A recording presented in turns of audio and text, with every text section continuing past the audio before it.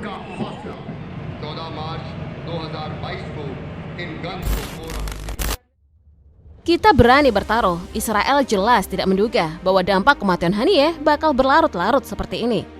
Pertempuran diprediksi bakal semakin meluas, mengingat faksi-faksi yang sejalan dengan semangat memerdekakan Palestina mendeklarasikan bahwa mereka tak akan tinggal diam setelah pemimpin tertinggi Hamas tersebut tewas.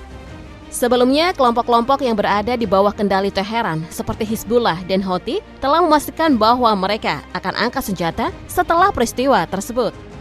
Namun kini Iran dan kawan-kawan kembali mendapat angin segar setelah Pakistan, negara yang notabene dulu sempat berkonflik dengan mereka, baru-baru ini menyatakan siap mendukung Iran dalam hal perlawanan kepada Zionis, menyusul aksi-aksi provokatif yang dilancarkan Tel Aviv. Mereka pun terang-terangan menyebut akan mengirim rudal balistik Shahin 3 sebagai bentuk komitmen atau keseriusan mereka dalam dukungan ini. Rudal Shahin 3 sendiri merupakan rudal balistik jarak menengah berbahan bakar padat yang saat ini sedang dikembangkan oleh Pakistan. Rudal Stage 2 ini dilaporkan memiliki jangkauan hingga 2.750 km, menjadikannya rudal dengan jangkauan terpanjang dalam arsenal strategis Pakistan dan mampu membawa hulu ledak nuklir maupun konvensional. Itu sudah lebih dari cukup untuk sampai ke Tel Aviv dalam hitungan menit apabila diluncurkan dari Teheran. Rudal ini sendiri pertama kali diperkenalkan kepada publik dalam parade militer pada bulan Maret 2016.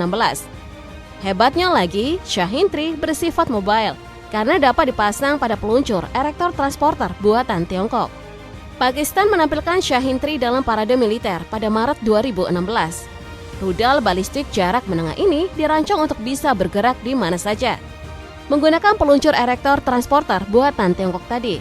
Rudal ini dikembangkan khusus untuk memperluas kemampuan serangan Pakistan ke target yang lebih dalam di wilayah India awalnya. Seperti diketahui, Pakistan dan India merupakan musuh bebuyutan sejak lama. Pakistan telah berhasil melakukan setidaknya 2 uji coba penerbangan Shahin 3 pada bulan Maret dan Desember 2015. Ada spekulasi bahwa Pakistan mungkin sedang bekerja untuk melengkapi Shahin 3 dengan multiple independent re-entry vehicles sebagai langkah strategis untuk menghadapi pengembangan kemampuan pertahanan rudal musuhnya. Tidak hanya sebatas rudal, peran Pakistan bisa saja bertambah mengingat pertarungan ini akan lebih banyak terjadi di udara. Negara beribu kota Islamabad tersebut dikenal cukup tangguh soal pertempuran jarak jauh maupun menengah. Wajar mereka bahkan duduk di 10 besar militer terkuat di dunia saat ini, tepatnya di posisi 9. Berbicara soal kekuatan udara, setidaknya Pakistan memiliki 78.128 personil yang akan menjaga keamanan wilayah langit negaranya. Tentu cukup berat jika Iran harus melawan kekuatan militer negara tetangganya.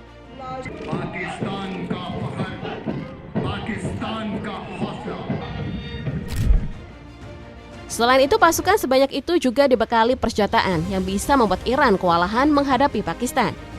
Buktinya, negara ini diperkuat dengan 57 unit helikopter serang yang bisa dikolaborasikan bersama 352 unit helikopter transportasi untuk mengirimkan pasukan ke wilayah Iran.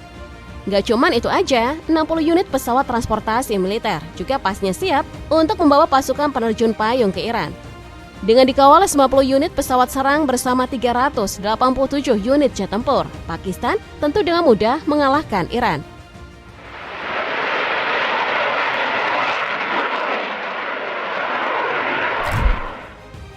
Nah, di daratan jet tempurnya, F-16 Fighting Falcon udah jelas menjadi persenjataan terdepan dalam melancarkan serangan. Pasalnya, F-16 ini merupakan buatan dari Amerika Serikat yang terbilang cukup sukses di lini jet tempur. Itu bisa dibuktikan dari tahun produksinya yang udah dimulai sejak tahun 1976, namun hingga saat ini F-16 masih tetap eksis digunakan baik di Amerika maupun di negara-negara lain. Padahal beberapa jet tempur yang setara dengan F-16 ini udah nggak diminati atau bahkan udah nggak terpakai.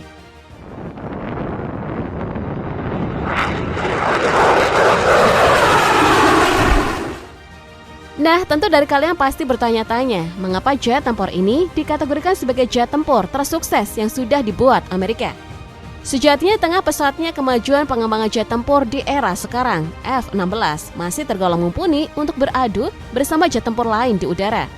Pasalnya berbagai fitur dan persenjataan yang disematkan ke dalam jet tempur ini masih terbilang cukup bisa untuk bersaing dengan jet tempur lain. Thud Clover, delete altitude restriction. That copies delete altitude restriction. Nobody home at the Eagle will just be dry on the range. Fitur yang cukup dibanggakan dari produsennya yakni Lockheed Martin adalah tutup cockpit frameless-nya yang memberikan visibilitas lebih baik buat para penunggang. Gak cuman itu, sang pilot juga dimanjakan dengan posisi gagang kemudi di samping. Nah, pihak Lockheed Martin mengklaim dengan posisi gagang kemudi di samping memberikan kemudahan kontrol pada kecepatan tinggi dibandingkan jet tempur dengan konfigurasi posisi gagang kemudi pesawat di tengah.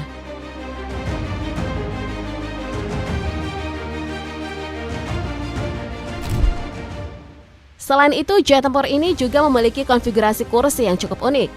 Pasalnya, kursi untuk pilotnya yang biasanya hanya 13 derajat, kini diubah menjadi 30 derajat. Nah, Amerika mengklaim jika dengan konfigurasi kursi 30 derajat memberikan keunggulan untuk mengurangi efek G-force yang dirasakan pilot pada saat bermanuver.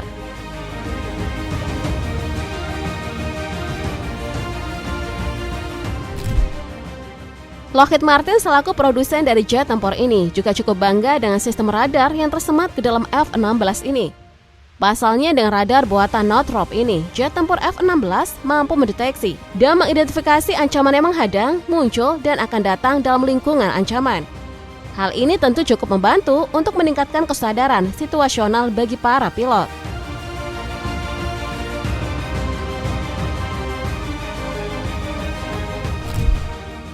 Gak cuma mengandalkan fitur berlimpah yang dimiliki, jet tempur F-16 juga cukup bisa diandalkan dalam hal menyerang.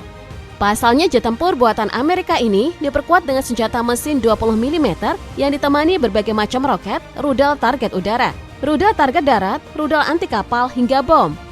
Tentu dengan persenjataan selengkap ini bakal memberikan kemampuan menyerang yang cukup hebat.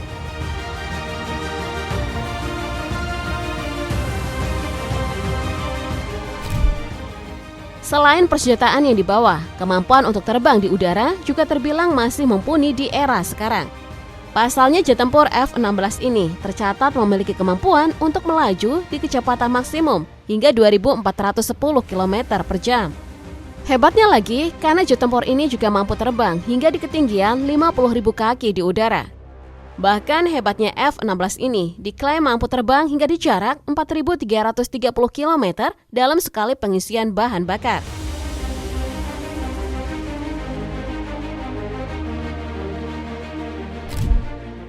Nah, dengan berbagai fitur, persenjataan, dan performa yang disajikan, gak heran jika jet tempur ini masih digemari oleh beberapa negara.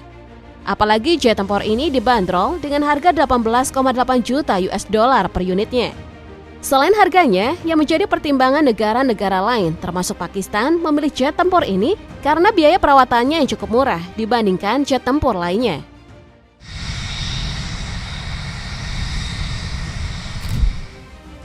Namun Pakistan gak hanya ngandelin jet tempur F-16-nya yang dibeli dari Amerika. Negara tersebut juga biasanya menggunakan jet tempur Chengdu J-10 dalam melancarkan serangan udara. Nah, untuk jet tempur J-10 ini, Pakistan membelinya dari China. Dibandingkan dengan F-16, jet tempur ini terbilang masih baru. Pasalnya jet tempur ini memulai penerbangan pertamanya sejak tahun 1998 silam.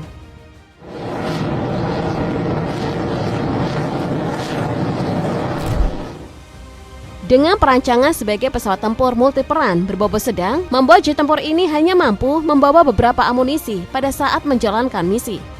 Persenjataan yang digunakan meliputi meriam otomatis berukuran kaliber 23 mm yang ditemani roket, rudal udara ke udara, rudal udara ke permukaan, hingga bom. Nah, jika dibandingkan dengan F-16, jet tempur ini tergolong memiliki persenjataan yang terbilang minim.